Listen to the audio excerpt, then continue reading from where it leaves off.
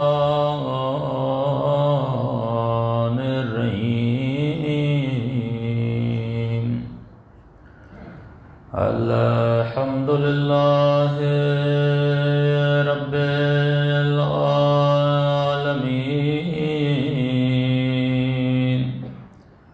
الحمد لله كما هو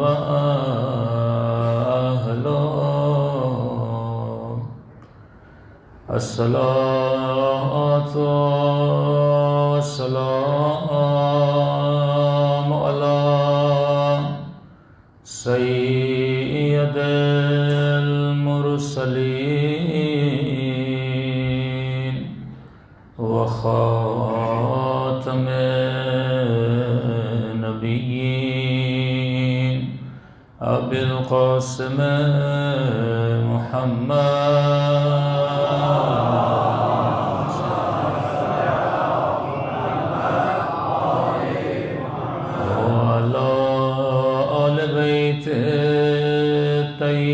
الطيبين الطاهرين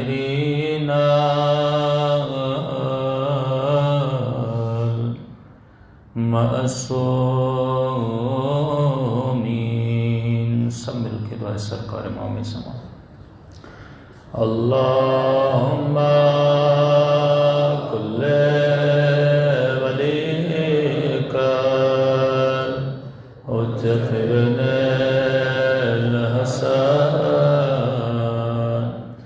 صلواتك عليه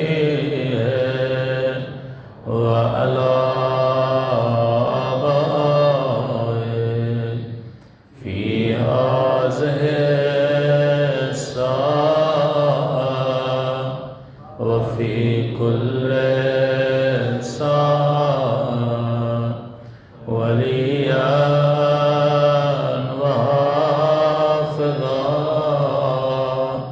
وقائدا وناصرا ودليلا وعينا حتى تسكنه أرضك طوعا وتمتعه فيها طويلا برحمتك يا ارحم الراحمين صلوات پڑھیں محمد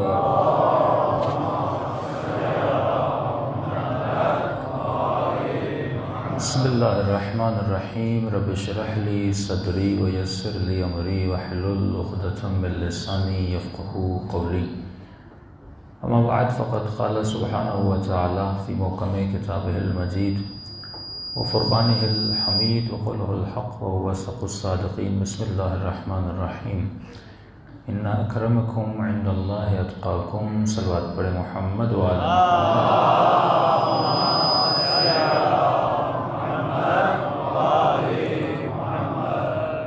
دعا کرتے ہیں کہ پروردگار عالم ہم اپنی بارگاہ میں قبول فرما دے اور جس مقصد حیات اور زندگی کی وجہ سے اس دنیا میں آئے اس مقصد میں ہم سب کو کامیابیاں عطا فرما دیں۔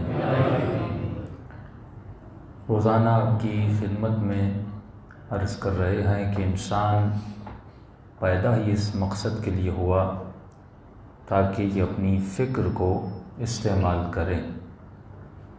جو انسان فکر استعمال نہیں کرتا اللہ کی آواز آتی ہے اولئک کالحمار، اس انسان کی مثال اس گدھے کی طرح ہے جو اپنی پیٹھ پر کتابوں کا وزن اٹھاتا ہے۔ اس وزن کو تو یہ برداشت کرتا ہے لیکن اسے یہ نہیں پتا کہ اس کتاب میں لکھا کیا ہے۔ کہیں ایسا نہ ہو کہ مومن زبان پر حسین کا نام لے کر گھومتا رہے لیکن اس نام سے اسے کچھ حاصل نہ ہو۔ کہیں ایسا نہ ہو یہ قرآن پڑھتا رہے اور معصوم امام فرمائیں کہ یہی قرآن اس پر لعنت بھیجتا ہے۔ جب تک انسان غور و فکر نہ کرے. یہ فکر ہے وہ چاہے ایک لمحے کی فکر ہو، فرمایا فکر کرنا، غور کرنا 70 سال کی عبادت سے افضل ہے. اور تاریخ میں جتنے لوگ بھی ڈوبے ہیں وہ لوگ تھے جنہوں نے غور و فکر نہ کیا. ایک فکر ہوتی ہے محدود، ایک فکر ہوتی ہے طولانی. جب آپ سورہ حمد کے بعد سورہ بقرہ پڑھتے ہیں تو اللہ متقین کی نشانی میں سے ایک نشانی یہ بتاتا ہے کہ یؤمنون بالغیب، وہ غیب پر ایمان رکھتے ہیں. اس کے بعد فرماتا ہے یقیمون الصلاۃ ویؤتون الزکوٰۃ. جب تک ایمان غیب نہ ہو، غیب سے مراد کیا ہے؟ یعنی جو چیزیں اس نے دیکھی نہیں ہیں یہ ان پر ایمان 100% رکھتا ہے، 100% اس پر ایمان رکھتا ہے. اس نے محمد رسول خدا کو دیکھا نہیں ہے لیکن اس کا ایمان ہے کہ کوئی نبی تھا جو مجھے ہدایت دینے آیا تھا. اس نے مولا علی کو دیکھا نہیں ہے لیکن اس کا ایمان ہے. یہ ایمان تو قوی ہے کیونکہ شواہد موجود ہیں، کتابیں موجود ہیں، روایات موجود ہیں، افراد موجود ہیں، ثقافتیں موجود ہیں، ان کی قبریں موجود ہیں. تو یہاں پر پھر بھی ایمان آدمی لا سکتا ہے. لیکن فرمایا اس سے بڑی منزل ہے قیامت پر ایمان رکھنا، قبر پر ایمان رکھنا، ملائکوں پر ایمان رکھنا. جن جن نعمتوں کا ذکر میں نے قرآن میں کیا ان کا ایمان رکھنا. اب جب یہ ایمان یقین میں بدل جاتا ہے تو فرمایا اب اس مومن سے جو عمل صادر ہوتا ہے وہ عمل ایمانی عمل ہوتا ہے. کبھی کبھی آپ نے دیکھا ہوگا اسے ایمان کہتے ہیں، یقین نہیں کہتے. یقین اسے کہتے ہیں، فرمایا یقین کا مقام اولیاء کا مقام ہے، ائمہ کا مقام ہے کہ وَاعْبُدْ رَبَّكَ حَتَّى يَأْتِيَكَ الْيَقِينُ. لفظ حتیٰ ہے، اتنی اللہ کی عبادت کر، اتنی اللہ کی عبادت کر تب جا کے تجھے مقام یقین ملے گا. یعنی جب انسان کے وجود میں تکرار آتا ہے، ریپیٹیشن آتی ہے، ایک عمل کو اتنا دہراتا ہے. اب عبادت سے مراد صرف روزہ اور نماز نہیں ہے، یعنی زندگی کو اللہ کے اسلوب کے مطابق اتنا گزار یہاں تک کہ تجھے مقام یقین حاصل ہو جائے. لیکن آج ہم مقام ایمان پر تو ہیں، یقین بڑا مشکل ہے. یقین کی منزل کیا ہے؟ ایمان کی منزل کیا ہے؟ ایمان آپ کہتے ہیں کہ لا الہ الا اللہ، کہتے ہیں کہ محمد رسول اللہ، اور یہ بھی کہتے ہیں کہ میں روز قیامت پر ایمان رکھتا ہوں. لیکن کہیں نہ کہیں زندگی میں ایک خیال سا آ جاتا ہے، ارے کہیں ایسا تو نہیں کہ کوئی قیامت ہی نہ ہو، ارے کہیں ایسا تو نہیں کوئی قبر ہی نہ ہو. کافی نوجوانوں کے ذہنوں میں کہتے ہیں مولانا یہ وسوسے ذہنوں میں پیدا ہوتے ہیں، ہم ان وسوسوں کا کیا کریں؟ کسی مومن نے کہا مولانا میں تو پریشان ہوں، اہل بیت کے حوالے سے وسوسے آتے ہیں، اللہ کے حوالے سے وسوسے آتے ہیں، نماز میں کھڑا ہو جاتا ہوں وسوسے آتے ہیں، ان وسوسوں کا کیا کروں؟ یہی وہ منزل ہے. یعنی ایمان کی منزل پر تو ہے لیکن یقین کی منزل پر نہیں ہے. کبھی کبھی کہتے ہیں مولانا وسوسہ آتا ہے، الیاذ باللہ کوئی امام زمانہ بھی ہیں کیا مولا ظہور بھی کریں گے؟ اتنی زیارتیں ہم نے پڑھ لیں، ایک مولا امام کی ایک زیارت ہمیں نصیب نہیں ہوتی، اللہ ایک جھلک ہمیں نہیں دکھا دیتا. تو یہی وسوسے اس کے ایمان کو کمزور کر دیتے ہیں. لیکن جب انسان یقین کی منزل پہ آ جاتا ہے تو امام علی کا جملہ یاد آتا ہے، کیونکہ علی یقین کی منزل پر تھے، ابراہیم اطمینان کی منزل پر تھے، اور وہ سوال کرتے ہیں کہ خدا مجھے دکھا دے تاکہ میرا قلب مطمئن ہو جائے. اور دوسری طرف علی مرتضیٰ ہیں جو فرماتے ہیں خدا اگر کائنات کے سارے پردے بھی ہٹ جائیں علی کے یقین میں ذرہ برابر اضافہ نہیں ہوگا. صلوات پڑھے محمد و آل محمد.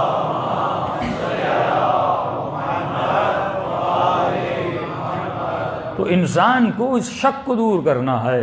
جیسے ڈر ہے، ڈر یقین کا نہ ہونے کا نام ہے، لیکن یہ ڈر آپ کو مولا کے وجود میں نظر نہیں آتا. وہ میدان جنگ ہو، وہ کہیں پر بھی ہو، اہل بیت اتنے مطمئن کیوں نظر آتے ہیں؟ کیونکہ یقین ہے. جب انسان یقین پہ آ جاتا ہے پھر اللہ کی آواز آتی ہے یرزقہ من حیث لا یحتسب، پھر میں وہاں سے اس کو رزق دیتا ہوں جہاں سے اس نے تصور نہیں کیا. یہاں تک کہ رسول خدا کو کسی نے کہا کہ یا رسول اللہ جناب عیسیٰ پانی پر چلتے تھے، رسول خدا نے فرمایا اگر یقین کی منزل اعلیٰ ہوتی تو عیسیٰ اڑ بھی سکتے تھے، پرواز بھی کر سکتے تھے. یعنی انبیاء میں بھی مراتب یقین ہے، اور ہم اسی لیے فرماتے ہیں کہ اہل بیت کا یقین اعلیٰ ترین یقین تھا. وہ چاہیں تو پانی پر بھی چل سکتے ہیں، وہ اپنی ٹھوکر ماریں تو مردے کو زندہ کر سکتے ہیں. یہی مقام یقین ہے جو خدا کسی بندے کو دیتا ہے. ہے. اور اہل بیت فرماتے ہیں جب تو متقی بنتا ہے اور تقوی کی منازل کو طے کرتا ہے, طے کرنے کے بعد تو ایمان کی منزل پہ آتا ہے, ایمان کے بعد میں تو یقین کی منزل پہ آتا ہے. جب تو یقین پہ آ جاتا ہے تیرا وجود سراسر نور سے بھر جاتا ہے. اب تجھے قبر پر یقین ہے. آج مسئلہ یہی ہے کہ ہم قبر کو مان تو رہے ہیں لیکن یقین نہیں ہے, ہم قیامت کو مان تو رہے ہیں لیکن یقین نہیں ہے. ہمیں یہ کہتے ہوئے تو بڑا اچھا لگتا ہے کہ خدا رزق دینے والا ہے اور اس پہ توکل کرو, لیکن جب رزق کی پریشانیاں آتی ہیں تو یقین نہیں ہوتا. مولانا کہاں سے ہوگا؟ جوان کو جب قرآن کی آیت پڑھ کے بتایا جاتا ہے کہ فرماتے ہیں کہ تم شادی کرو خدا رزق دے گا, کہتے ہیں مولانا کریں تو کریں کیا, آئے تو آئے کہاں سے؟ یعنی ابھی تک یہ اس کھلبلی میں ہے کہ میں کیا کروں. ایمان تو ہے لیکن یقین نہیں ہے, اللہ پر یقین نہیں ہے. اسی یقین کے نام کو کہتے ہیں کہ مولا علی فرماتے ہیں اس مقام پر جناب سلمان فارسی فائز ہے کہ کہیں بھی چلے جائیں, کوئی بھی مشکل ہو جائے, یہ یقین ہے کہ میرا پروردگار عالم مجھے دیکھ رہا ہے, اللہ دیکھ رہا ہے. فرمایا جب وہ دیکھ رہا ہے, اگر وہ دیکھ رہا ہے تو بیمار ہے اور تجھے ٹھیک نہیں کر رہا, اس کا مطلب وہ تمہاری بیماری پر راضی ہے تو تجھے بھی راضی ہونا چاہیے.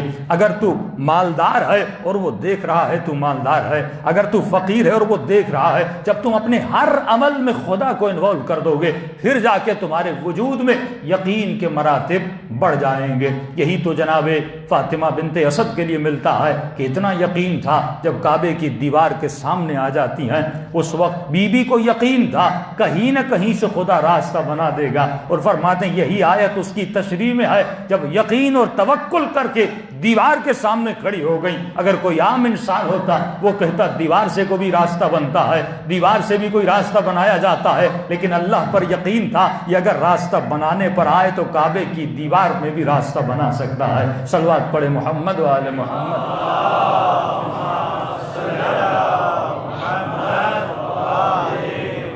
کیا آپ کی سماعتوں کے لیے کہوں کہ شاعر نے کہا حیرت میں فاطمہ تھی اندر کدھر سے جائیں, حیرت میں فاطمہ ہیں اندر کدھر سے جائیں, بولی دیوار کعبہ بی بی ادھر سے آئیں. کہ حیرت میں فاطمہ ہیں اندر کدھر سے جائیں, بولی دیوار کعبہ بی بی ادھر سے آئیں. غیروں کے لیے ہے آئیں تو در سے آئیں, مگر جو اہل بیت ہیں چاہیں جدھر سے آئیں. صلوات پڑھے محمد.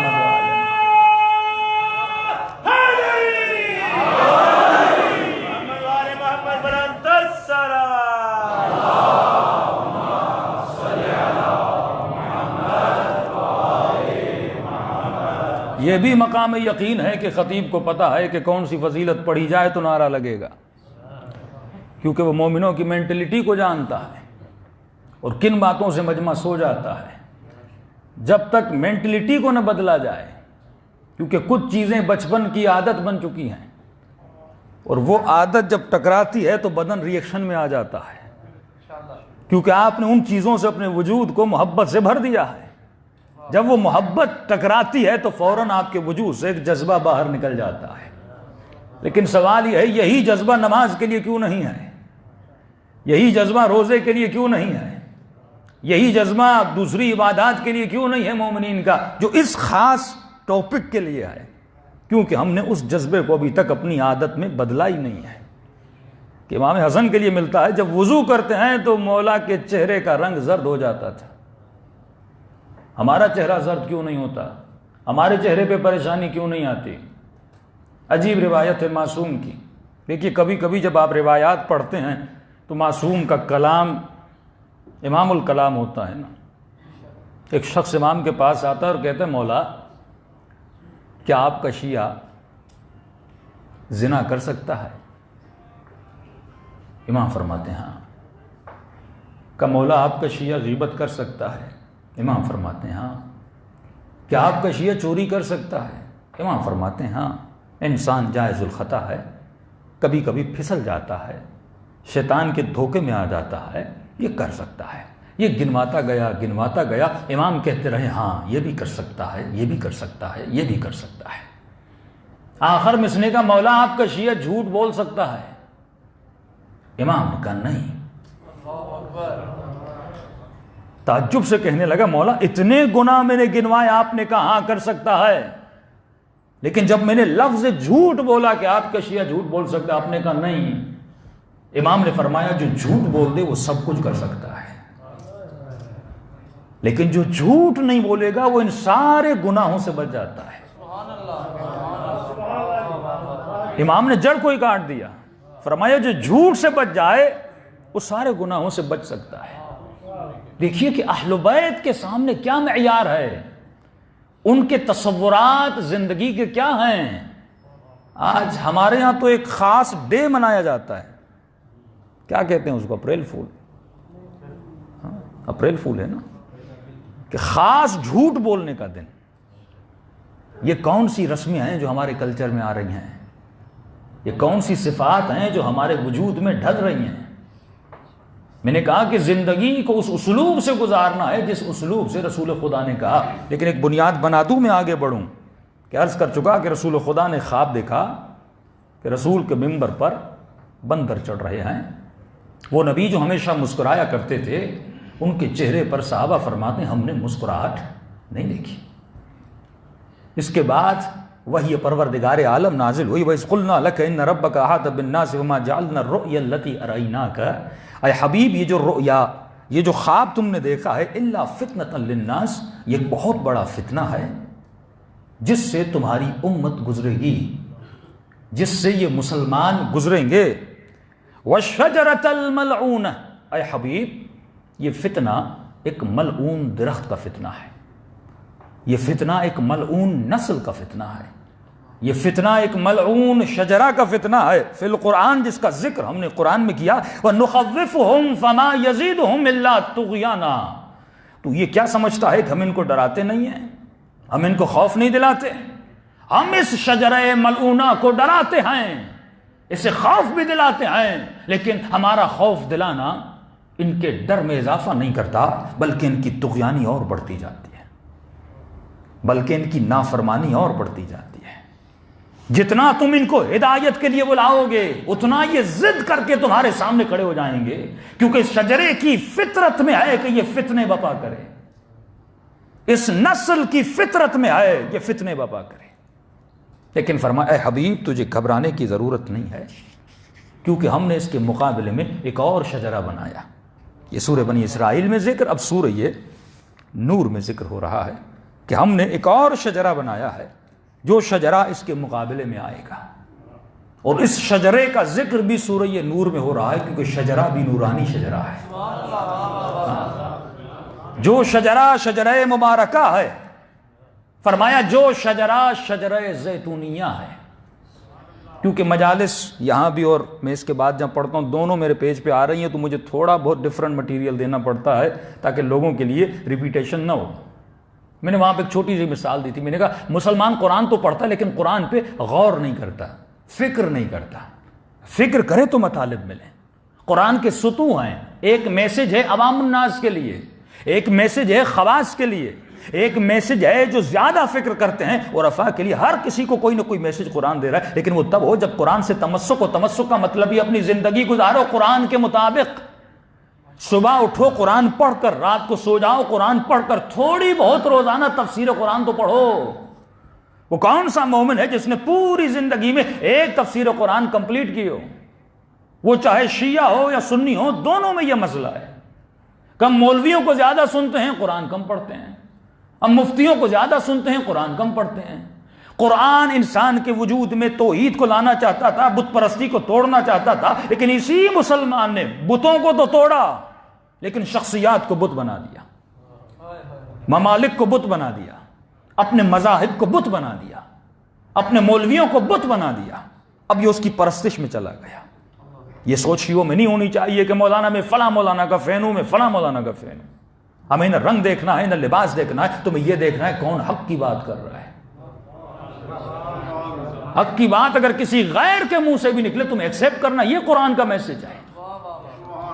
یہ سوچ کہاں سے آئی کہ یہ میرا مولوی ہے، یہ تیرا مولوی ہے، یہ میرے مذہب کا ہے، یہ میرے سیکٹ کا ہے؟ یہ سوچ تو قرآن کی تھی نہیں۔ اگر ایسا ہوتا تو پورا مکہ رسول خدا کو نہ مانتا۔ انہوں نے نبی پر ایمان لایا جنہوں نے یہ نہیں دیکھا یہ کون ہے، انہوں نے دیکھا یہ بات سچ کہہ رہا ہے یا نہیں کہہ رہا۔ جب تو مع الصادقین، سچوں کے ساتھ رہو، تجھے یہ دیکھنا ہے کہ حق کی بات کہاں پہ ہو رہی ہے، جہاں پر حق کی بات ہو رہی ہے فرمایا تجھے حق کی معیت میں جانا ہے، حق کے ساتھ جانا ہے، کیونکہ خدا حق پر ہے اور وہ ہمیشہ کس کا ساتھ دیتا ہے؟ حق کا ساتھ دیتا ہے۔ اب اس شجرے کا ذکر ہو رہا ہے سورہ نور میں، فرمایا ایک شجرہ ہے جو شجرہ ملعونہ ہے، جو شجرہ زیتونیہ ہے۔ قرآن میں کچھ آیتیں محکم ہیں، کچھ آیتیں متشابہ ہیں۔ محکم آیتیں جو ہر کسی کو سمجھ آتی ہیں، نماز قائم کرو، روزہ رکھو، جنگ کرو، یہ کرو، لیکن کچھ آیتیں ہیں جو متشابہ ہیں، جن میں سے یہ سورہ نور کی ایک آیت ہے کہ ایک شیشی ہے، اس کے اندر دو نور ہیں، نور کے اوپر نور ہے۔ آج تک کوئی مفسر دوسرے مکتب کا صحیح سے تفسیر کر ہی نہیں پایا کیونکہ اسے سمجھ ہی نہیں آ رہا یہ ہے کیا۔ آپ کو ایک ترجمہ سنایا جاتا ہے، مجھے قسم ہے وہ تین و زیتون، مجھے قسم ہے تین کی، انجیر کی، مجھے قسم ہے زیتون کی، اولیو کی۔ اب کبھی مومن نے سوچا بھائی میں باشعور ہو کے، بندہ ہو کے، میں نے آج تک ایسی قسمیں نہیں کھائیں، خدا کیسے کھا رہا ہے؟ آج تک آپ نے اپنے بچے کو کہا مجھے قسم ہے آلو کی، مجھے قسم ہے ٹماٹر کی، تو آپ کہیں گے بھائی یہ کیسی قسمیں کھا رہے ہو؟ یا چلو آپ یہ کہہ دو جو قسم خدا نے کھائی ہے مجھے قسم ہے انجیر کی، میں کل یہ کام کروں گا۔ وہ کہے گا لگتا ہے تم کرو گے نہیں، انجیر کی قسم کھا رہے ہو۔ اور وہ خدا جو عقل کل ہے، وہ خدا جو حکیم و مدبر ہے، وہ کیسے حکمت کے بغیر کوئی ایسی قسم کھائے گا؟ کبھی سورہ فجر میں اس کا بھی اعلان ہوگا کہ پھر اللہ کہتا ہے مجھے وہ قسم نہ کھلوا جو بہت بڑی قسم ہے۔ کون سی؟ بے مواقع النجوم، ستاروں کی جگہیں، ستاروں کے نشانوں کی قسم مجھ سے نہ کھلوا، یہ بہت بڑی قسم ہے۔ خدا ستاروں میں ایسا کیا رکھا ہے؟ تو سادہ سا مسلمان کہے گا اللہ نے انجیر کی قسم کھائی ہے، اولیو کی قسم کھائی ہے، تو ایک کام کرو کھانے میں اولیو کو یوز کیا کرو کیونکہ اللہ نے قسم کھائی ہے۔ انجیر کو کھایا کرو، حافظہ بڑھ جائے گا۔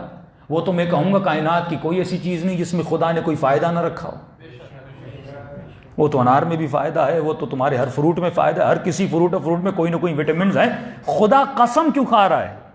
معصوم فرماتے ہیں قرآن میں رمز و رموز ہیں اور یہ وہی بتا سکتے ہیں جو باب مدینۃ العلم ہیں۔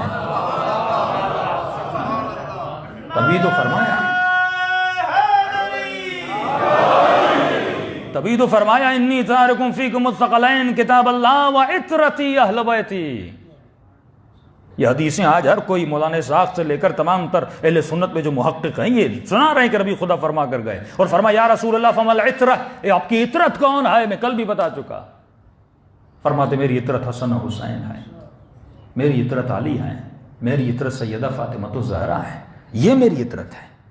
ما ان تمسکتم بہما، اگر تم نے ان کے دامن کو پکڑے رکھا۔ یہ کیوں فرما رہے ہیں کہ میرے بعد گمراہ نہیں ہوگے؟ اس کا مطلب گمراہی کا اندیشہ تھا، تبھی نبی فرما رہے ہیں کہ گمراہ نہیں ہوگے، کبھی گمراہ نہیں ہوگے اگر تمہارے ہاتھ میں یہ دونوں رہے، یعنی قرآن پڑھ اور قرآن کی تفسیر اس سے پوچھ جس پر قرآن نازل ہوا، جس کے گھر میں قرآن نازل ہوا وہ تجھے بتا سکتے ہیں قرآن کی تفسیر کیا ہے۔ جا باب مدینۃ العلم، کیا یہ حدیثیں ہماری بنائی ہوئی ہیں؟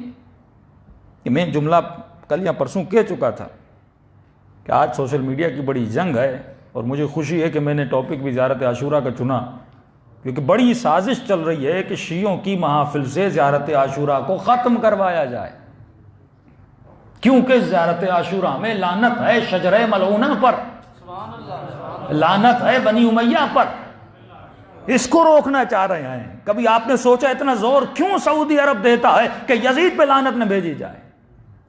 کیونکہ ان کی بنیاد ہے، ایک بنیاد عدالت صحابہ کی، وہ بنیاد یزید کی لعنت سے ٹوٹ جاتی ہے۔ کیونکہ جب ہر اہل سنت کا بچہ جو ابھی بھیج بھی رہا ہے لیکن یہ سعودی کی سوچ آ رہی ہے، اور میں نے سنا آج بھی پنڈی عمر ابن عبدالعزیز ہے، کون ہے بدبخت، اس نے بھی بیان دیا ہے کہ یزید کو رحمت اللہ علیہ کہو، کیوں یزید کا اتنا دفاع کیا جا رہا ہے؟ یہ یزید کا دفاع نہیں، یہ بنو امیہ کا دفاع ہے، کیونکہ ہر عقل مند سوچتا ہے کہ اگر یزید پر لعنت ہے اور یزید نے یہ کام کیے تھے تو اس کی سوچ میں خیال آتا ہے پھر یزید کو یزید بنایا کس نے تھا؟ امام زیارت عاشورہ میں انسان کو سوچ تک لے جانا چاہتے، یہی مسلمان قرآن پڑھتا ہے، اتحاد بین المسلمین کا مطلب یہ نہیں کہ آپ حقائق کو چھپائیں. ہمارے علماء فرماتے ہیں اتحاد بین المسلمین کا اس کا مطلب کیا ہے؟ اس کا مطلب یہ ہے کہ اہل سنت کے مقدسات کو برا بھلا نہ کہا جائے، گالیاں نہ دی جائیں. لیکن اس کا مطلب یہ نہیں کہ علمی مباحث کو چھوڑا جائے. علمی بحث کریں، بٹھائیں، کتابوں کے حوالے دیں، یہ آپ کی کتاب میں، یہ آپ کی کتاب میں، یہ میری کتاب میں، کیونکہ علمی بحث سے شعور بڑھتا ہے. لیکن جھگڑوں سے، گالی گلوچ سے نفرتیں بڑھتی ہیں. جب علمی بحث ہوتی ہے تو کئی لوگ اور بن جاتے ہیں. کتنے میٹھے انداز میں نے کہا کہ وہ ایک مومن کہہ رہا تھا مولانا اتنا عمر ابن سعد بدبخت تھا اور امام حسین اس سے بات کیسے کرنے گئے. عجیب روایت ہے، 1.5 گھنٹہ امام خود گئے ہیں اور بڑے میٹھے انداز میں، بڑے اچھے انداز میں. میں نے کہا جب مولا عمر ابن سعد سے ملنے گئے تھے اس وقت وہ گنہگار نہیں تھا، ابھی اس نے خطا کی نہیں تھی، اس وقت اور زیادہ گنہگار تھا کیونکہ وہ راستہ روک بھی چکا تھا، پانی کو بند بھی کر چکا تھا. اس منزل تک عمر ابن سعد نے کچھ بھی نہیں کیا تھا. کیا تمہیں مولا علی کا جملہ یاد نہیں جب مولا نے ابن ملجم کو کہا کہ تو میرا قاتل بنے گا کہ علی ابھی سزا دیجئے؟ امام نے فرمایا اہل بیت کے اصولوں کے خلاف علی مجرم کو جرم سے پہلے سزا نہیں دیتے. کئی سوال کرتے مولانا جب پتا تھا رسول خدا کو یہ نہیں کیا، ست رسول خدا کو علم غائب تھا تو یہ کیوں نہیں کیا؟ وہ حکم ظاہر کے پابند ہیں. یعنی ایک یہاں پہ نمازی اور متقیوں میں کچھ کا گلا کاٹ دو تو آپ کے مولانا یہ تو نمازی ہے، میں کہوں نہیں مجھے علم غائب ہے، یہ آگے جا کے یہ کرے گا، میں اس کا پابند نہیں ہوں. ہمیں انتظار کرنا ہے، انسان کے اعمال کو دیکھنا ہے. تبھی معصومین فرماتے ہیں ہمیشہ دعا کیا کرو اے خدا مجھے عاقبت بخیری نصیب کر کہ ایمان سے دنیا میں آیا ہوں اور ایمان پر دنیا سے چلا جاؤں. صلوات پڑھے محمد و آل محمد.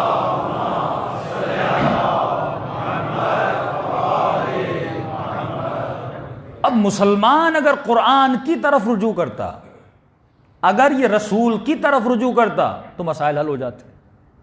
ہم بن گئے شخصیت پرست. مثلا وہ کہتے ہیں کہ آپ نے اہل بیت کو بت بنا دیا ہے، ہم کہتے ہیں کہ آپ نے صحابہ کو بت بنا دیا ہے. نہ اہل بیت بت ہیں نہ کوئی صحابی بت ہے. ہمیں جس کی عبادت کرنی ہے وہ ہے پروردگار عالم. لیکن میں ایک عاقلانہ سوال اور ایک عاقلانہ دلیل دینا چاہتا ہوں. وہ دلیل یہ ہے کہ اگر مجھے کسی کی تعریف کرنی ہے تو میں تعریف کس کی کروں؟ ہاں. اب نبی کے اصحاب بھی ہیں، ازواج بھی ہیں، اولاد بھی ہیں، تمام طرح. مجھے کسی صحابی کی فضیلت پڑھنی ہے، کسی زوجہ کی فضیلت پڑھنی ہے، نبی کے کسی بھی بیٹے کی فضیلت پڑھنی ہے، میں رجوع کہاں کروں گا؟ محل رجوع ہے قرآن، محل رجوع ہے خود ذات رسول اکرم. یہاں پہ ایک مس انڈرسٹینڈنگ ہو گئی. وہ یہ ہوا کہ اگر میں امیر شام کے فضائل پڑھ رہا ہوں تو میں یہ نہیں کہہ رہا رسول خدا نے کیا کہا، میں کہتا ہوں امیر شام کے لیے عبداللہ ابن مسعود نے کیا کہا. میں یہ کہتا ہوں کہ جناب ابا بکر کے لیے جناب عمر نے کیا کہا، جناب عمر کے لیے جناب عثمان نے کیا کہا، مولا علی کے لیے طلحہ نے کیا کہا اور طلحہ کے لیے زبیر نے کیا کہا. اس بیچ میں رسول کہیں نظر ہی نہیں آتے، اس بیچ میں خدا کہیں نظر ہی نہیں آتا. مجھے تو یہ دیکھنا ہے کہ علی کے بارے میں رسول نے کیا کہا، مجھے تو یہ دیکھنا ہے امیر شام کے لیے رسول نے کیا کہا، مجھے تو یہ دیکھنا ہے بنی امیہ کے لیے آل سعود کیا کہہ رہا ہے، یہ تو میرا مطلب ہی نہیں ہے. لال مسجد کا مولوی کیا کہہ رہا ہے، یہ تو میرا لینا دینا ہی نہیں ہے. مجھے تو یہ دیکھنا ہے کس نسل کی رسالت تعریف کر رہی ہے اور کس نسل پر رسالت لعنت بھیج رہی ہے. میرے لیے معیار کون ہے؟ رسول ہے. اور یہی فرق ہے شیعہ مجالس میں اور دوسری مجالس میں کہ ہم اپنے ممبر سے یہ کبھی نہیں کہتے کہ مولا علی کے لیے سلمان نے کیا کہا، ابو ذر نے کیا کہا، مقداد نے کیا کہا. نہیں، ہم پہلے یہ بتاتے ہیں کہ علی کے لیے رسول نے کیا کہا، علی کے لیے قرآن نے کیا کہا. آپ بھی اسی وتیرے پر آ جائیں. کسی بھی صحابی یا شخصیت کی تعریف کرنی ہے ہمیں یہ مت بتاؤ کہ کون کس کے لیے کیا کہتا تھا. ہمارے لیے مرکز، ہمارے لیے معنی، ہمارے لیے منبع رسول ہے. ہمیں یہ بتاؤ کہ رسول نے کس کی تعریف میں کیا کہا تھا. ہم بتائیں گے علی کے لیے کیا کہا تھا. ہم جتنے فضائل پڑھتے ہیں وہ من کن تو مولا کی فضیلت ہو وہ رسول کے زبان سے نکلی.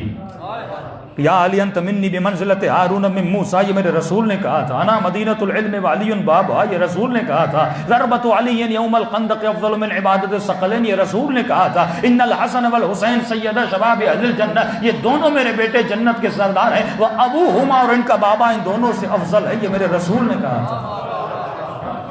جب ہم فضائل علی پڑھتے ہیں تو قرآن سے بیان کرتے ہیں کہ آئے انما یرید اللہ لیذھب عنکم الرجس اہل البیت بتا رہی ہے. یہ فضیلت رسول نہیں، خدا بیان کر رہا ہے.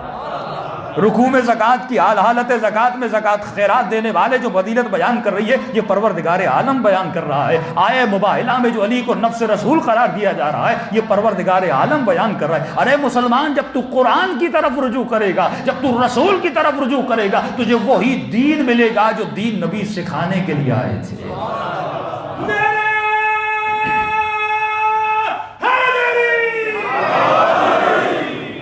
رجوع ہم کسی مفتی کی طرف، کس کی تقریر کا فلانا اسرار نے یہ کہا، فلاں نے یہ کہا. بھائی دین قرآن تیرے گھر میں، اور کتنا مظلوم ہے کہ قرآن تیرے گھر میں پڑا ہوا ہے اور تو کن سے جا کر پوچھ رہا ہے. تو فضیلت اگر ڈھونڈنی ہے، اور یہ لفظ غلوف کہ یہ غالی وہ غالی، اچھا غلوف کی صفت شیعہ میں آئے پھر بھی بری، غلوف کی صفت کسی اہل سنت میں ہے پھر بھی بری. کیونکہ ہمارا جھگڑا تو ہے صفات سے، ذات سے نہیں. اگر حاتم طائی سخی ہے تو اس کی بیٹی کا احترام امام کرتے ہیں. کافر تھا لیکن اس کی بیٹی کا احترام کیا. مولا کو مولا یہ تو کافر تھا، بیٹی کا کہا کیونکہ سخی تھا، صفت الہی میں مبتلا تھا. اب سخاوت ضعیف بھی ہے، قوی بھی ہے، کہ ہم قوی ترین مرتبے پر ہیں، لیکن وہ بھی سخی تھا، اس میں صفت سخاوت تھی. اہل بیت نے احترام کیا کیونکہ اس نے خود کو صفت الہی میں ڈال دیا تھا. احترام صفت کا، لعنت یزید پہ نہیں ہے، یزید کی صفات پر ہے. امام معیار بنا رہے مثلی لا یبایع مثل یزید، مجھ جیسا، یہ نہیں کہا حسین نہیں. یہ تو امر مہا، میں کہتا ہوں یہ سوچ بھی کیسے سکتے ہو کہ حسین یہ کہتے میں یزید کی بیعت نہیں کروں گا. کہنے کی ضرورت تھی کیا؟ حسین کر سکتے تھے. یہ تو امر محال تھا. جب حسین کے بابا نے نہیں کی تو حسین کیسے؟ یہ تو سوچنا بھی محال تھا کہ حسین بیعت کرتے. امام نے فرمایا میں تو دور کی بات، تاریخ میں اور قیامت تک جو حسین جیسا ہوگا کبھی یزید جیسوں کی بیعت میں جا ہی نہیں سکتا. جنگ صفت ہے کہ تمہارا کردار کیسا ہے. یہ لعنت اس کے پیکر پہ تو ہے کیونکہ پیکر نے گناہ کیا، لیکن اصل میں لعنت ہے فکر یزید پر، صفت یزید پر. میرے عزیز، جب یزید پیدا ہوا اپنی ماں کی گود میں تھا، کیا گنہگار تھا؟ ویسا ہی جسم، جیسے ایک بچے کا جسم ہوتا ہے، وہی ہاتھ، وہی ٹانگیں، وہی آنکھیں، یہی جسم بڑا ہوا جیسے میرا جسم بڑا ہوا. میرے جسم میں اور اس کے جسم میں فرق کیا تھا؟ وہی جسم ہے، لیکن جسم کو عزت مل رہی ہے اس فکر کی وجہ سے جو فکر وہ اپناتا ہے، اور یزید کو ذلت مل رہی ہے اس فکر کی وجہ سے جس فکر کو یزید نے اپنایا تھا. تو جنگ ہے فکر یزید سے، اور سلام ہے فکر حسین پر.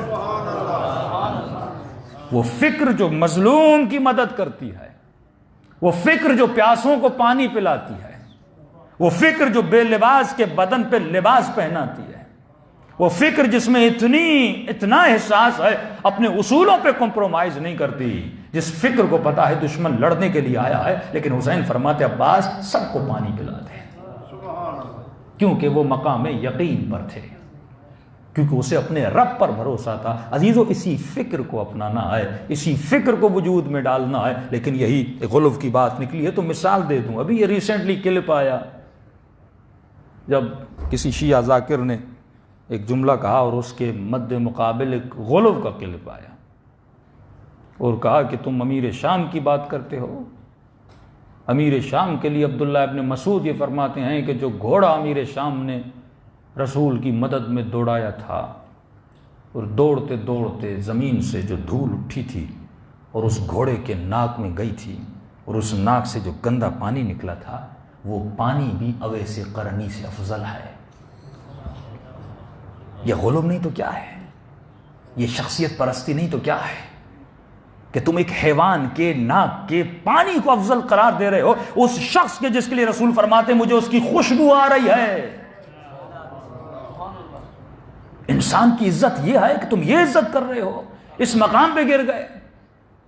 بات دونوں طرف آئے، اور ایک طرف ایک شیعہ ذاکر بھی تھا، برائے نام شیعہ تھا، وہ بھی تقریر کر رہا تھا، اور والعادیات ضبحا فالموریات قدحا، اس کی تفسیر بیان کرتے کرتے کہنے لگا وہ گھوڑا جس پر علی سوار تھے اور اس کی ناک سے جو پانی نکل رہا تھا یہ کم اور مشہد کی گلیوں میں گھومنے والے مولویوں سے افضل ہے۔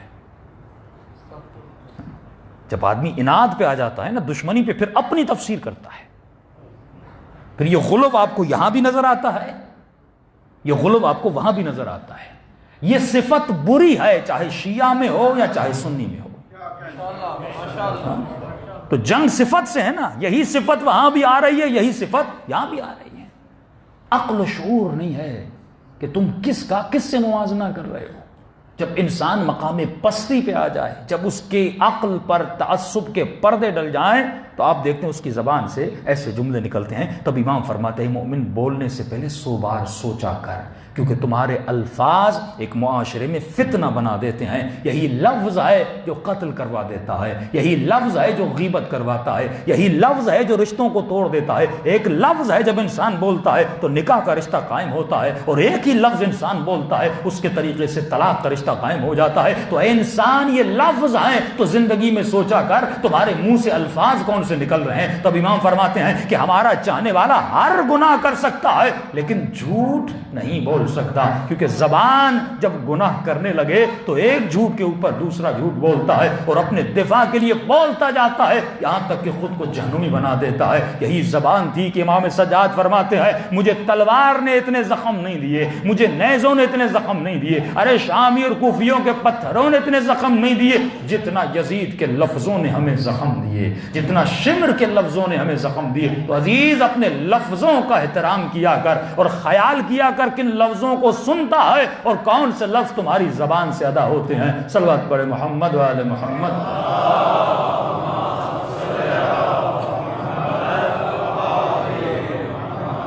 واللہ ہم نے بڑے بڑے لوگوں کو پھسلتے ہوئے دیکھا، نمازی، نماز شب توقع کی نہیں تھی، لیکن جب شیطان کے حصار میں آ جاتے ہیں بڑے سے بڑا آدمی پھسل جاتا ہے۔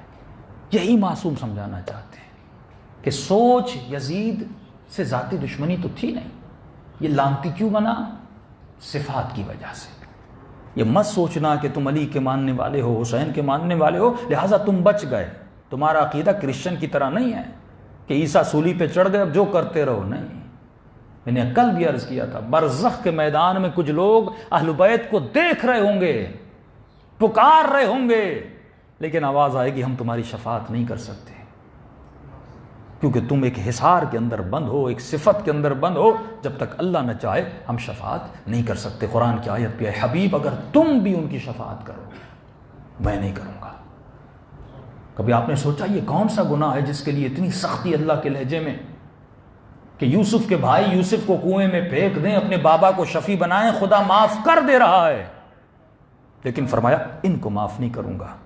یہ کون ہے؟ فرمایا جو حق کا راستہ روکتے ہیں، جنہوں نے پوری دنیا کو ظلمت میں ڈال دیا۔ فرمایا وہ کون ہے؟ فرمایا جس نے علی کے راستے کو روک لیا تھا۔ آج مسلمان کو احساس نہیں ہو رہا، کیونکہ آج جن بدبختی میں مسلمان رہ رہا ہے یہ کس کی وجہ سے؟ کیونکہ اہل بیت کو حکومت کرنے نہیں دی گئی، ایک چانس بھی اہل بیت کو نہیں دیا گیا، جن کے لیے خدا نے کہا تھا جو علم کل ہیں، جو علم قرآن جانتے ہیں، جو عادل ہیں، جو صفات الہی میں مبتلا ہیں، اگر تم ان کو حکومت کرنے دیتے آج دیکھتے تم کس رفاہ میں مسلمان رہ رہا ہوتا، کس ترقی میں مسلمان رہ رہا ہوتا۔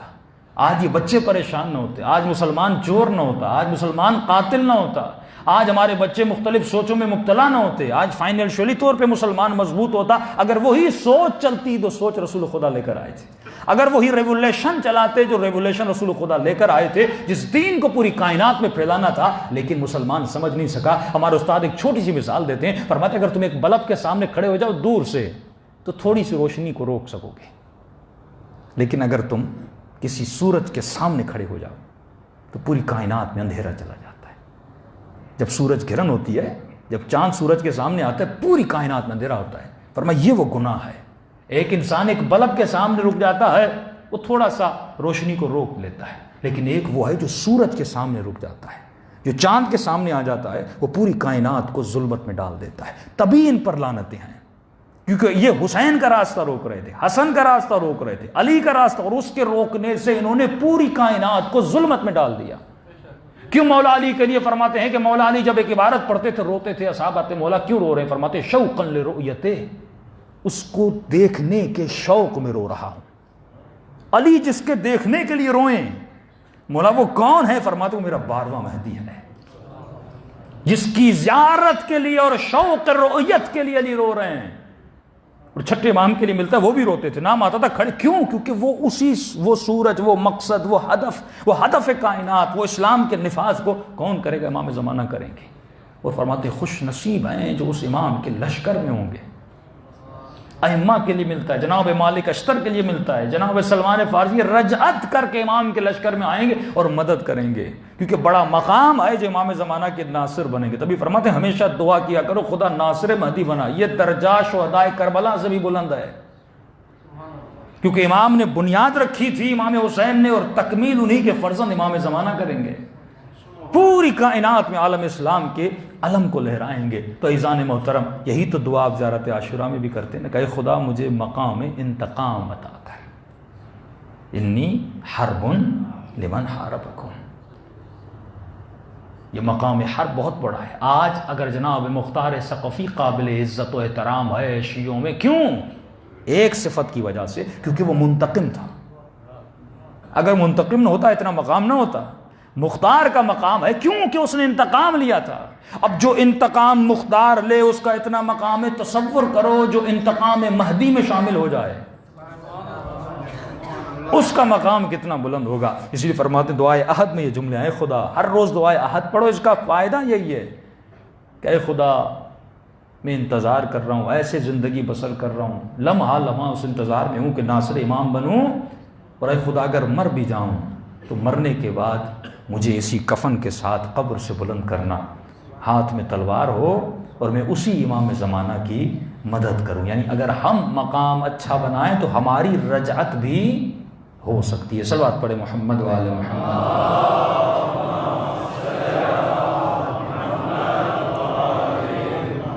تو فرما یہ شجرہ ملعونہ ہے, یہ وہ شجرہ ہے جس پر اللہ کی لعنت ہے, جس کا ذکر آپ کو زیارت عاشورہ میں ملتا ہے.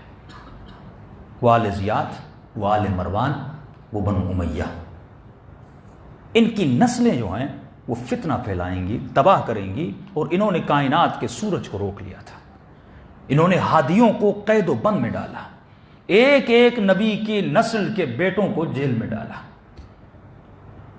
صرف بیٹوں کو نہیں ان کی بیٹیوں کو.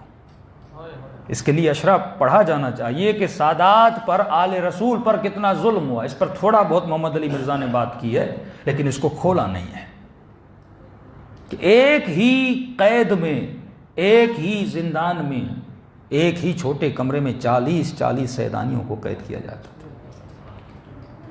تاریخ لکھتی ہے کہ تن پہ لباس نہیں ہوتا تھا, نماز پڑھنے کے لیے ایک ایک خاتون لباس بدلتی تھی تاکہ نماز پڑھ سکے.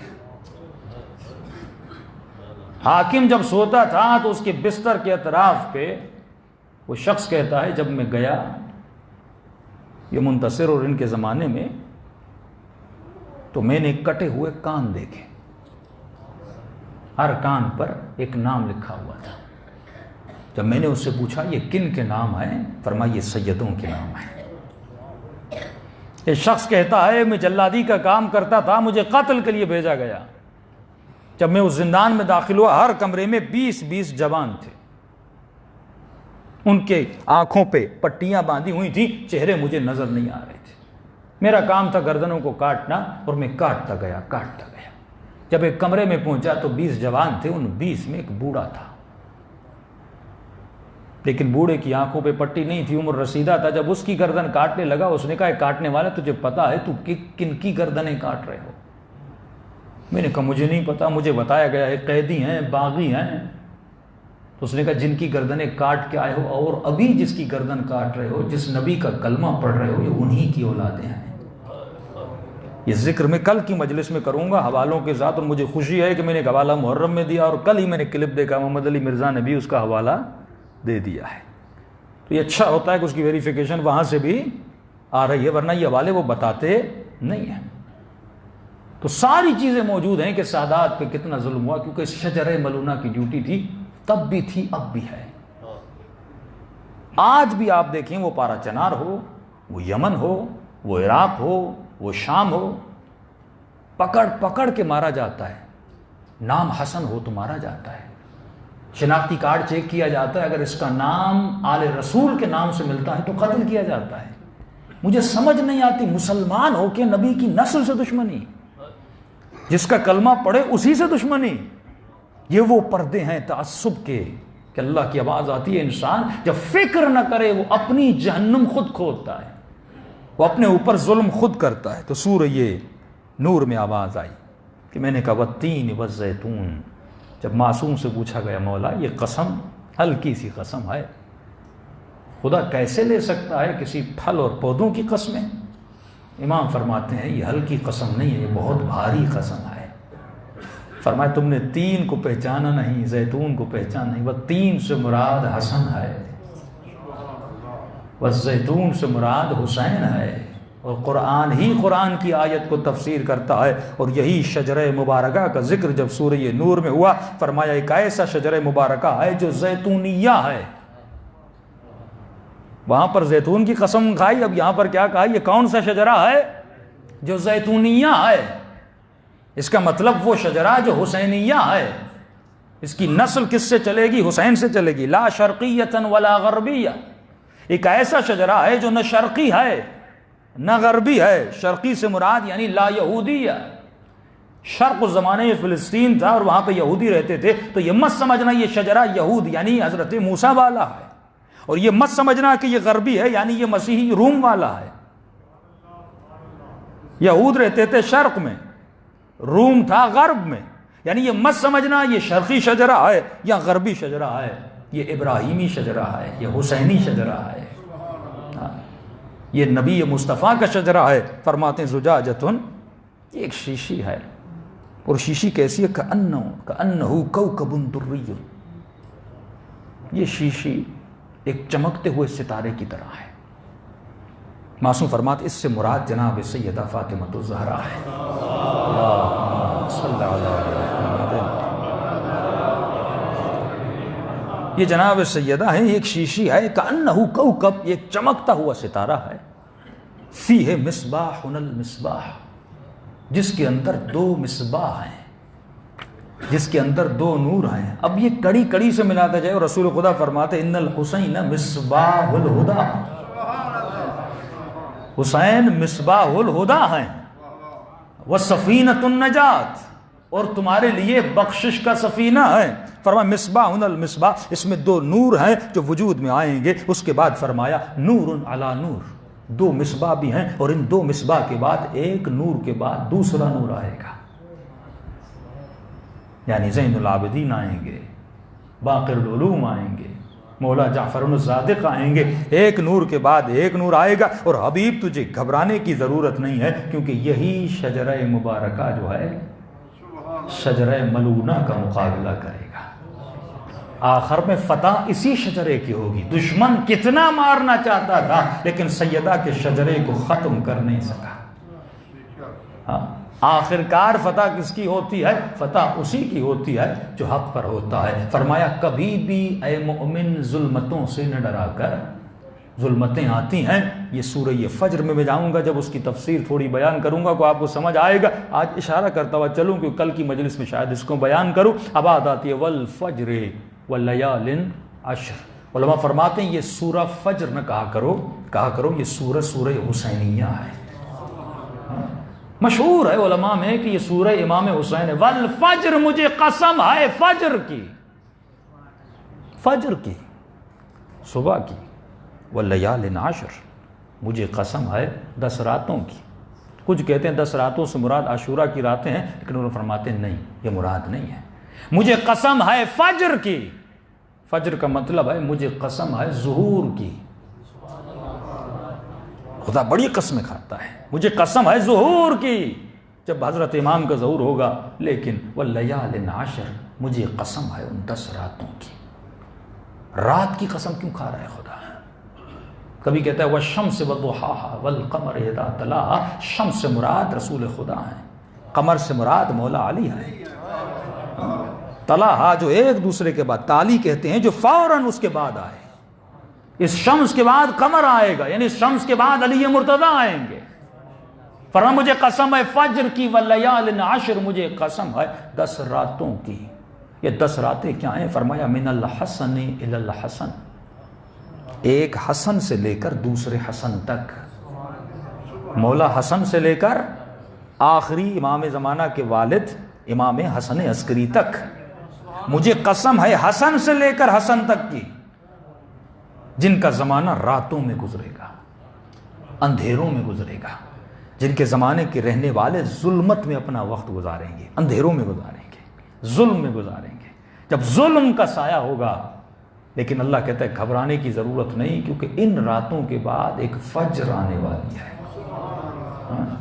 تمہیں اس فجر کا انتظار کرنا ہے. جب وہ فجر ہوگی ساری تکلیفیں، ساری مصیبتیں، سارے امتحانات، شیعہ تو اس وقت کے انتظار میں ہے نا کہ کب آتی ہے.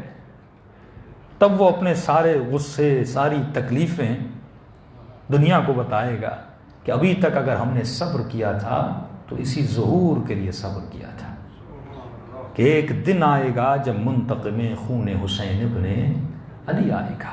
اور یہ بات یاد رکھیے، معصوم کا کلام ہے، جب امام کا ظہور ہوگا شیعہ تو خوش ہوں گے، لیکن فرماتے ہیں سب سے زیادہ جن کے وجود میں تکلیف ہوگی وہ ہوں گے جنہوں نے اہل بیت کا راستہ روکا تھا، ان کے راستے پہ چلے تھے. کیونکہ وہ یہ سمجھ رہے تھے ہم حق پر آئیں. لیکن جب امام آئیں گے ان کو پتا چلے گا کتنی بڑی نعمت سے ان لوگوں نے ہمیں روک لیا تھا. جب ایک علی کا بیٹا حضرت مہدی اتنا بڑا کام کر سکتا ہے تو علی کو کام کرنے دیا جاتا ہے، تو آج مسلمان کا معاشرہ کیسا ہوتا؟ یعنی آپ یہ سوچئے کہ اے کاش ایسا ہوتا کہ ہمارے آباء و اجداد اہل بیت کی تربیت میں پلتے، اور آج میرا بچہ جب پیدا ہوتا تو اسی تربیت میں پلتا جو تربیت امام تھی. لیکن حکومت کرنے نہیں دی گئی، معاشرے کو رول کرنے نہیں دیا گیا. اگر رول کرنے دیا جاتا تو وہی معاشرہ ہوتا جو معاشرہ پروردگار عالم دیکھنا چاہتا تھا. کہ فرماتے امام زمانہ کے ظہور کے بعد اس معاشرے میں کوئی چور نہیں ہوگا، کوئی کافر پیدا نہیں ہوگا. یہاں تک ملتا ہے روایات میں کوئی انسان بیمار نہیں ہوگا، کیونکہ امام اتنا علم انسان کو دے دیں گے کہ انسان بیمار ہوگا ہی نہیں. تو موت جب آئے گی وہ صرف اللہ کی مرضی سے آئے گی. جب خدا چاہے گا اس بدن سے روح کو نکال دے گا. لیکن آج کل اکثر جو اموات ہیں وہ موت حتمی موت نہیں ہے، معلق موت ہے. وہ کیونکہ ہم بیماریوں کی وجہ سے بہت جلدی دنیا سے چلے جاتے ہیں. لیکن جب امام زمانہ کا ظہور ہوگا انسان کی عمر بھی زیادہ ہوگی، آسائش بھی زیادہ ہوگی، بہترین معاشرہ ہوگا. تو ہمیں تو یقین ہے کہ امام کے آنے کے بعد یہ ہوگا. لیکن اتنی صدیوں میں جو مسلمانوں نے بدبختیوں میں زندگی گزاری ہے، اگر یہ علی کا راستہ نہ روکتے تو آج زندگی ایسی نہ ہوتی. سب بات پڑھے محمد و آل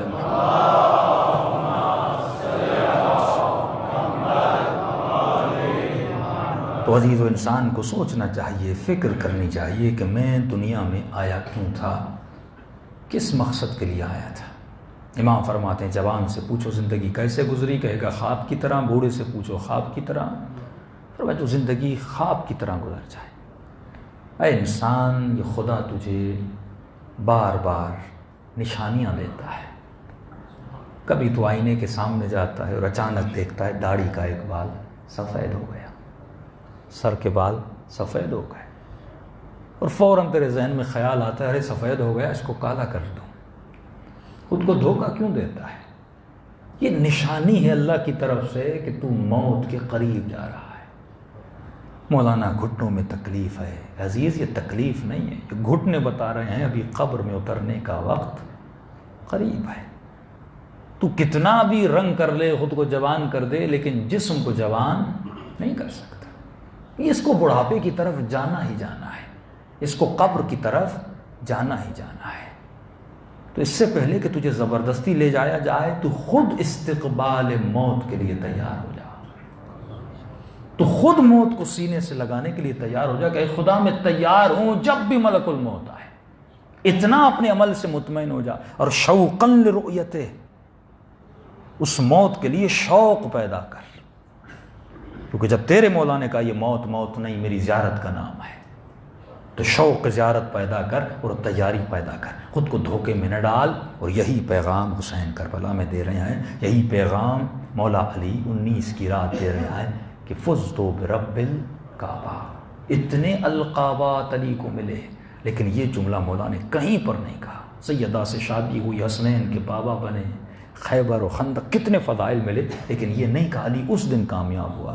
فرمایا جب سر پہ ضربت لگی, مقام شہادت ملا اور ملاقات خدا کے لیے جانے لگے, تو فرمایا علی آج کامیاب ہو گیا. تو ہماری کامیابی یہی ہے کہ اپنے معاد, اپنی قبر, اپنے برزخ کے لیے محنت کریں, اور جب موت آئے تو خوشی خوشی اس دنیا سے جائیں کہ خدایا میں نے زندگی ایسے ہی بسر کی جیسے اہل بیت نے بسر کی. اللہم اجعلنی محیای محیا محمد وآل محمد و مماتی ممات محمد وآل محمد. حیات میں نے اہل بیت والی گزاری, ممات میری اہل بیت جیسی قرار دے. صلوات پڑھے محمد وآل محمد.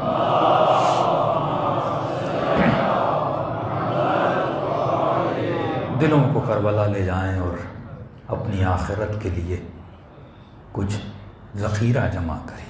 یہ آنسو, یہ گریہ, یہ ماتم, یہ گھنٹے, یہ گھڑیاں یہ دنیا کی نہیں ہیں, یہ قبر کی نور کی آنسو. واقعہ ہے, کل سناؤں گا, وقت نہیں, آج بہت وقت ہو گیا.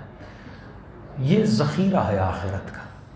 اس لیے معصوم فرماتے ہیں کبھی بھی دعا ہو, مصائب ہو, اس میں کنجوسی نہ کیا کر.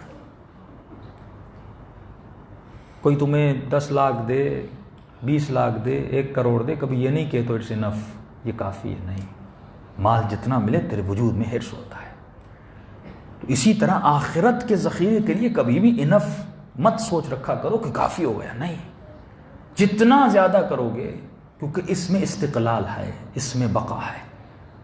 یہ وہ پودا ہے, یہ گریہ وہ پودا ہے جس میں جتنا پانی ڈالتے جاؤ گے یہ پودا تنومند ہوتا جائے گا. یہ تو تب نظر آئے گا جب دنیا سے جاؤ گے, وہ عالم ہی ایک اور عالم ہے. تو بھی فرماتے جب حسین کی مجلس میں آؤ تو یہ سوچ کے رویا کرو یہ تیرے زندگی کی آخری مجلس ہے. تب جا کے وہ حال, تب جا کے وہ ایموشنز ابھرتے ہیں اور احساس پیدا ہوتا ہے جو احساس اہل بیت پیدا کرنا چاہتے ہیں.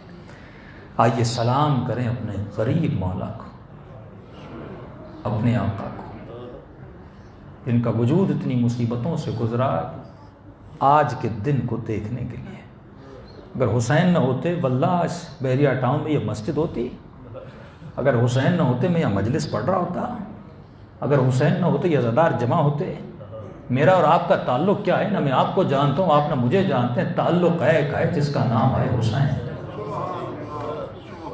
حسین نے کتنی دلوں کو ایک فرش پہ جمع کر دیا. یہ حسین ہے, یہ حسین کی کاوش ہے. صدیاں گزر گئیں لیکن برکت تو دیکھو, کیونکہ یہ شجرہ مبارک ہے, کیونکہ یہ ہدایت کا شجرہ ہے. یہ لوگوں کو جمع کرتا ہے, جانے کے بعد بھی نسلوں کو جمع کر رہا ہے. اور صرف ایک اکبر حسین نے نہیں بنایا, حسین صدیوں تک اکبر بناتے جا رہا ہے, زینبی کرداری خواتین بناتے جا رہا ہے, اور اسی سلسلے کو جاری رکھنا ہے.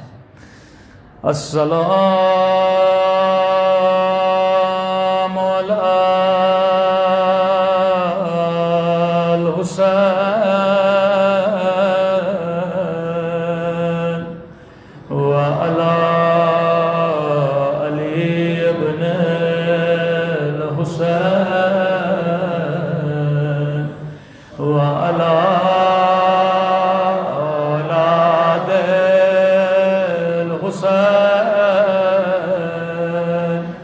وعلی اصحاب حسین کی صدا بلند ہو. السلام علی الحسین وعلی علی ابن الحسین وعلی اولاد الحسین وعلی اصحاب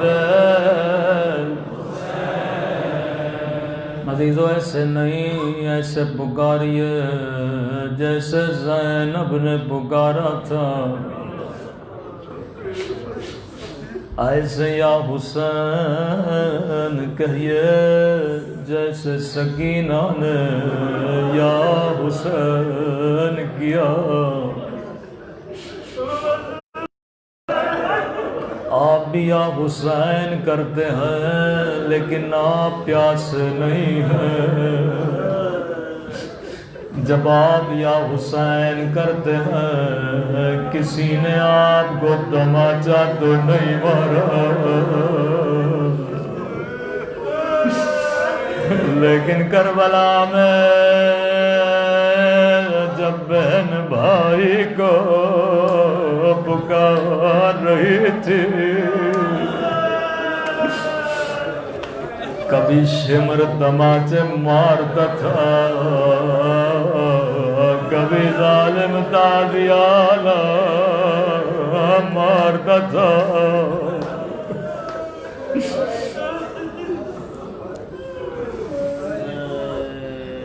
میرا دل کر رہا ہے کہ میں بی بی زینب کے مذاق پڑھوں، ام سادات عقیلۃ العرب، اگر زینب نہ ہوتی آج یہ ماتم بھی نہ ہوتا، اگر بی بی نہ ہوتی آج تیرے بچوں کے دلوں میں حسین کی محبت بھی نہ ہوتی۔ سنو گے یہ بی بی کتنی صابرہ تھی۔ فضہ فرماتی ہیں خیمے میں جس بھی شہید کا لاش آتا تھا حسین سب سے پہلے زینب کو بلاتے تھے۔ جب قاسم کا لاش آیا فرمایا بہن زینب ماں کو نہ بتانا،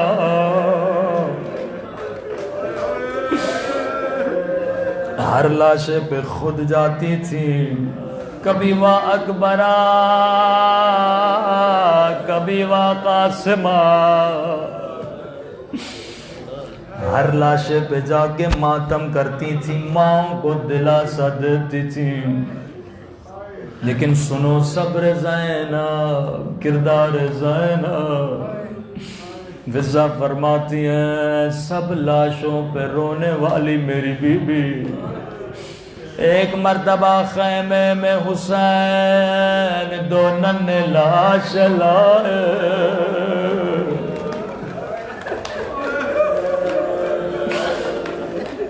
میری مائیں بہنیں بہتر سمجھ سکتی ہیں۔ فضا انتظار میں اکبر پہ رونے والی، قاسم پہ رونے والی، اب بچوں پہ بھی روئے گی۔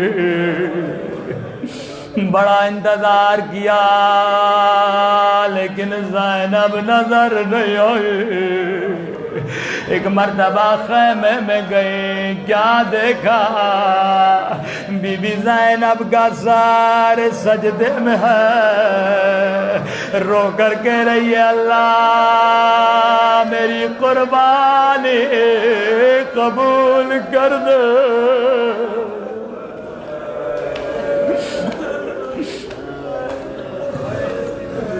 لیکن خیمے سے باہر نہیں آئی، بچوں پہ گریا نہیں کیا۔ فضہ فرماتی ہیں قافلہ کوفے کو روانہ ہوا، پورے سفر میں زینب کبھی عباس کی کٹی ہوئی گردن کو دیکھتی تھی، بڑی حسرت سے کہتی تھی عباس تیری آنکھیں بند کیوں ہے، عباس ذرا آنکھوں کو کھولو، ذرا میرے کھلے سر کو دیکھو۔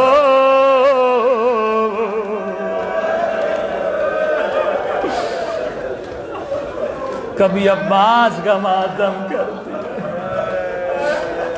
کبھی چلتی تھی حسین کے سر کو دیکھتی تھی، رو کر کہتی تھی او میرے ماں جائے حسین، کبھی کہتی تھی لوگوں اگر شبیہ رسول کو دیکھنا ہے یہ میرا اکبر ہے جو چلنے میں نانا جیسا تھا، جو بولتا تھا تو لگتا تھا نانا بول رہا ہے، کبھی آ اکبر کبھی وا قاسم کبھی وا عباس، لیکن پورے سفر میں کبھی بچوں کو نہیں دیکھا۔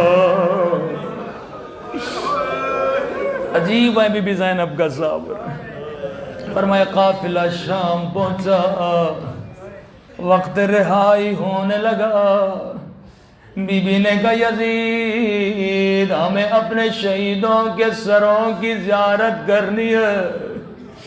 ملو نے سب سروں کو زندان میں بھیجا، فرمایا جب حسین کا سر آیا زینب نے گود میں لیا، جب اکبر کا سر آیا اکبر کی ماں نے لیا، جب اصغر کا سر آیا رباب نے کہا میرا بچہ ہے، بیویوں کی گودیں بھر گئے۔ ایک مرتبہ زندان میں دو کٹی ہوئی گردن آئی، لانے والا انتظار میں ہے ان سروں کی ماں آئے گی اور بچوں کے سر لے گی، لیکن زینب دیکھ بھی نہیں رہی۔ فضا نے کہا بی بی کیا بچوں سے ناراض ہو؟ کہا اماں فضا میں علی کی بیٹی ہوں، او جو زینب ایک مرتبہ دے دے پھر واپس نہیں لیتے۔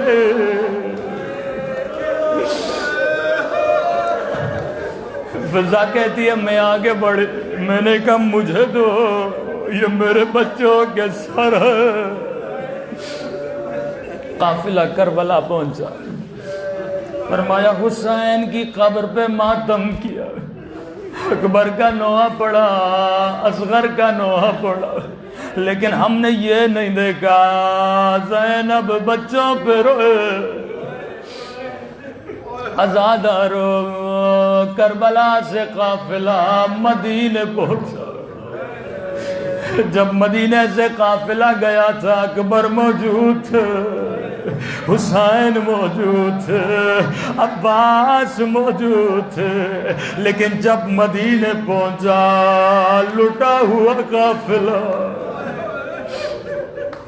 بی بی زینب نے کہا میں کہیں نہیں جاؤں گی، فرمایا سب سے پہلے نانا کے روزے پہ جاؤں گی۔ بیویوں کو کہا بیویوں باہر رکو میں اکیلی جاؤں گی۔ ایک مرتبہ نانا کے روزے میں بی بی نے روزے کے دروازوں کو بند کیا، بڑی حسرت سے نانا کی قبر کو دیکھا، عجیب جملہ کا فرمایا نانا نانا بڑی دور سے آئی ہوں، پوچھو گے نہیں زینب کیا لائی ہو؟ ایک مرتبہ بی بی نے چادر اتاری، کلائیوں سے کپڑا ہٹایا، کلائیاں قبر پہ رکھی، او نانا تیری امت نے چادر چھینی، او نانا میری کلائیوں پہ نشان دیکھو۔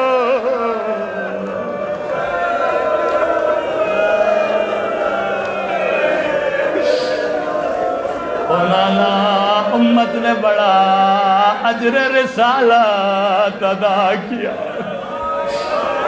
نانا میرا حسین مارا گیا، نانا میرا اکبر مارا گیا، او نانا میرا عباس مارا گیا۔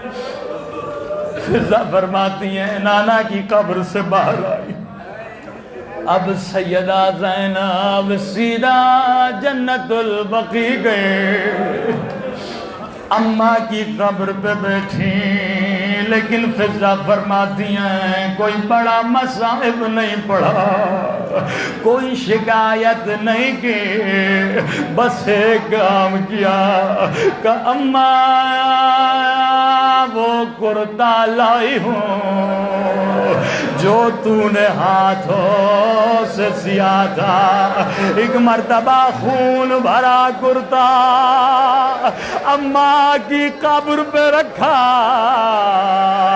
عجب نہیں زلزلہ آیا ہوگا، رو کر کہا اماں تو نے کرتا برداشت نہیں کیا، ارے میں نے 70 قدموں سے او ظالم کو حسین کے سینے پہ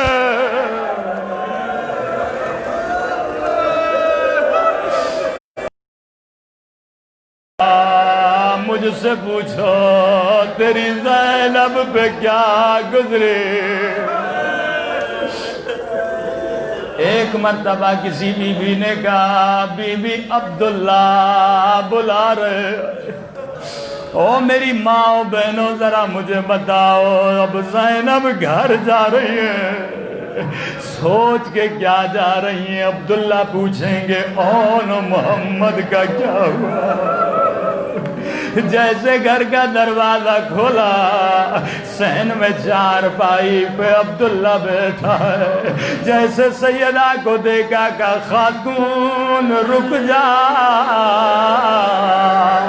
ابھی میری بیوی آنے والی ہے۔ زینب نے کہا عبداللہ تو نے بھی نہیں پہچانا،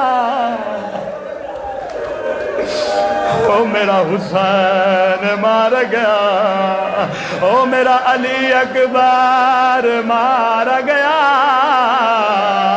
اب آزادارو مجھے بتاؤ وہ زینب جو بچوں پہ کربلا میں نہیں روئی، جو شام کے زندان میں نہیں روئی، جو نانا کے رودے پہ نہیں روئی، جو اماں کی قبر پہ نہیں روئی، لیکن کتنا صبر کرتی، آخر یہ ماں کا دل تھا۔ ایک مرتبہ زینب نے بچوں کا کمرہ کھولا، ایک مرتبہ زمین پہ 2 ننے سے مسلح دیکھے، مسلح کو سینے سے لگایا، اون محمد اب زینب کا دل نہیں لگتا، اے خدا زینب کو بھی اٹھا لے جب میرا حسین نہ رہا،